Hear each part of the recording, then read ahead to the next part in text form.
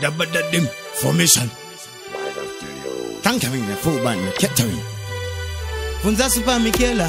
Vaniva vava imboniskela. Nasimanguma anguvana wila ndepavano mafila. Ninginaga chila. Vavengi vangu vese nhasi vanotonyara nekuti chimbo changu ichi nhasi nonyora vaimbondisora manje vakanyira parinobuda zuva neparinonyura ona inini zvakutangisa ndochibatidza moto ndozvitangisa chipo changu ndochishandisa zvandinokwanisa ndozvikwanisa nyangwe vaindiseka mwari vakandisika ndine tsika sinchifamba netsoka vaindiyataka vachingondituka vese vaingogara vachingondi Dini uya wamaigara muchingonditi imboko Dini uya wamaingotuka muchiwanza mashoko Dini uya wamaigara muchingonditi imboko Dini uya wamaituka muchingowanza mashoko Pandairwara, pandaifara, kunyange ndakarara nepandaigara vavakidzani vangu, shamwari dzangu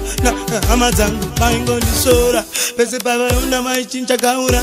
ende ndakakura mpunge ndichitambura nhasi ndozvitaura ndakanyaura vakundifarira asi nhasi ndochibatidza mutu namari ichizimbidza nokudzira mutu indi vanoziva ndazimbidza mutu amene ikoko ndotanga matu vamwe vaifungidzira ndichivakurumidzira vaingogaira kuti kasikasitaira ine anobofaira manzi ndinodaira vese panoimba ini nino Dini uya wamaigara muchingonditi imboko Dini uya wamaingotuka muchiwanza mashoko Dini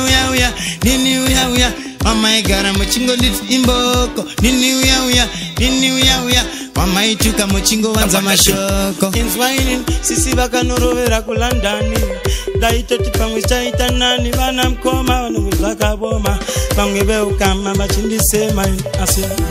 ramachingo shanda ndakazvitaura vamwe vaiti nini ndichakaura ndichangoshanda ndinongoshanda ndoramba chingoshanda sadzobona ndichidikitira ninge ndichida kukuyitira zvinokufadza kunge ndikakuyimbira ukangotadza kufara zorwadza nemoyo ndotadza kushanda ini ninge chida kungoona vanhu vachipara kwete kuona vamwe vanhu vachiona vachi atidibondo asini ndini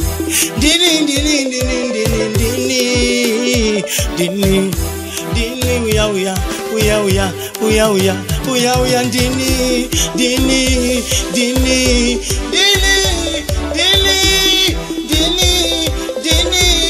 Dawadadem, usazoshamisika, usazovunduka, usazopanika ngoma ndokanika, usazokunikana, usazoshamisika, usazovurumuka, usazodomoka ndini andimbonyara nekuti ndini zvandinazo zvandisina chikuziva ndini uya atai baba atai mwana uyo Tankering I'm the fire king varatidze kuti this time tisuma king Dabadadim Rider Studios Zim Daily Upload